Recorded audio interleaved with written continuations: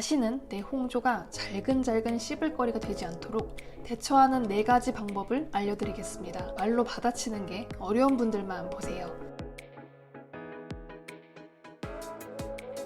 우리나라 사람들의 거침없는 외모 지적은 유명하죠. 외국인들이 한국에서 겪은 일화를 들어보면 외모 지적에 놀랐다는 이야기가 종종 나옵니다. 같은 맥락으로 감정 홍조를 20년 넘게 겪고 있는 저 역시 얼굴색 지적 정말 수없이 받아왔는데요. 즉, 우리나라에서 살면서 언제 어디서든 얼굴색 변화에 대해 잽을 날리는 사람들을 수시로 만날 가능성이 높다는 이야기입니다. 하지만 말로 받아친다는 게 안 해본 사람들에겐 매우 어렵습니다. 그래서 저는 말로 받아치는 것 말고 다른 방법을 활용합니다. 그리고 이게 꽤 잘 먹혀요. 기분이 나빠도 아무 말 못한 채 그저 웃어 넘기고 집에 와서 곱씹으며 자괴감을 낳는 악순환의 패턴을 이제는 끊어내셔야 합니다. 말 한마디 안 해도 되는 방법입니다. 조롱을 던진 그 사람의 얼굴만 쳐다보세요. 1, 2, 3, 4. 딱 4초. 분위기가 싸늘해질 수 있습니다. 그 순간을 두려워하지 마세요. 1대1 상황이든 다대1 상황이든 효과는 매우 좋습니다. 여기서 꼭 명심할 점은 한 놈만 패셔야 합니다. 다른 놈들이 뭔 짓을 하든 주변에서 여러 명이 나를 보고 웃든 말든 그 말을 던진 그 한 놈만 빤히 쳐다보세요. 여러분, 내 기분을 표현하지 않으면 내가 조롱당하는 상황이 또 생깁니다. 상처받는 상황이 계속 반복돼요. 내 마음은 스스로 지키셔야 합니다. 대학생 때인데요. 영어 발표 수업 시간이었습니다. 염소 목소리에 손에 든 대본지는 바들바들 떨고 난리도 아니었습니다. 꾸역꾸역 앞에서 발표를 끝내고 자리로 돌아왔는데요. 뒤쪽에서 웃음소리가 들리더라고요. 한 무리가 제 모습을 흉내내며 킥킥 웃고 있었습니다. 한 명은 종이 한 장 들고 손을 덜덜 떨던 제 흉내를 내고 있었고 나머지 2명은 그 모습을 보며 웃고 있더라고요. 제 기분 어땠을까요? 정말 수치스러웠습니다. 10몇 년이 지난 지금까지 생생히 기억될 정도니까요. 하지만 동시에 분노가 치솟았습니다. 남의 실수를 신나게 씹어대는 그들에게 말 그대로 빠기치기 시작했습니다. 저는 아무 말도 하지 않았습니다. 자리에서 움직이지도 않았어요. 뒤돌아 앉은 채 저를 흉내낸 그 사람만 뚫어지게 쳐다봤습니다. 그러자 한 명이 제 시선을 의식하곤 흉내내는 행동을 멈추더라고요. 그러자 곧바로 나머지 2명도 아무 말 없이 조용해졌습니다. 여러분, 꼭 말로 받아치는 것만이 답은 아니더라고요. 침묵이야말로 우리 같은 성격에게는 큰 무기가 될 수 있습니다. 말로 제압하는 게 어려운 분들, 이 침묵의 방법으로 꼭 여러분의 빡침을 표현해보세요. 아, 네 라고만 대답해보세요. 웃지도 마시고 화내지도 마시고 하던 일 하시면서 AI처럼 아, 네 만 하시면 됩니다. 여기서의 포인트는 무미건조입니다.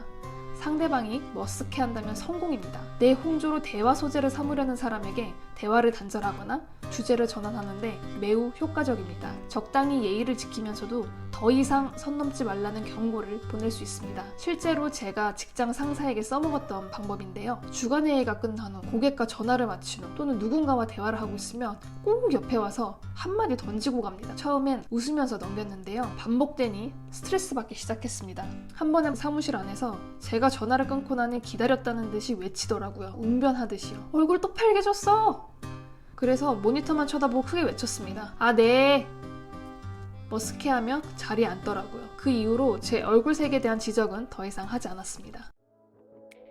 정문정 작가의 무례한 사람에게 웃으며 대처하는 법 책을 보며 꼭 이렇게 말해봐야지 다짐하지만 실전에서 내뱉기란 쉽지 않습니다. 코미디언 김숙이 라디오스타에 출연했을 때입니다. 김구라가 독서를 날렸어요.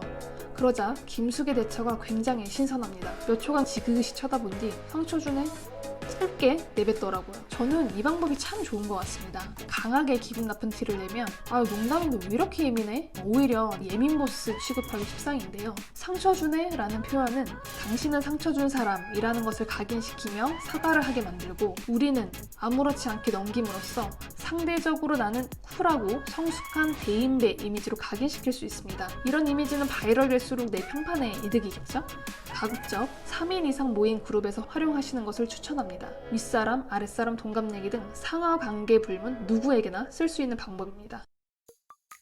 이건 대놓고 무시하는 방법입니다. 대화 중 누군가 제게 얼굴이 빨개졌다고 놀리면 어찌됐든 사람들의 주목도는 저에게 집중된 상황이잖아요. A가 지적을 했어요.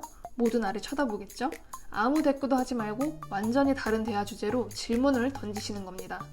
반드시 나를 지적한 A가 아닌 다른 사람을 쳐다보면 A에게는 눈길조차 주지 않는 거예요. 물론 단둘이 대화할 때도 효과적입니다. 가타다 다마미의 그때 이렇게 말할 걸 책에서 나오는 7가지 처세술 중 하나이기도 한데요. 전혀 다른 화제를 꺼내 상대의 말을 무력하게 만들 수 있다고 했습니다. 세상 사무적인 태도로 질문하시면 됩니다. 어머, 얼굴이 또 빨개지셨어요. 그런데 다음 주 미팅은 시간이 어떻게 되죠?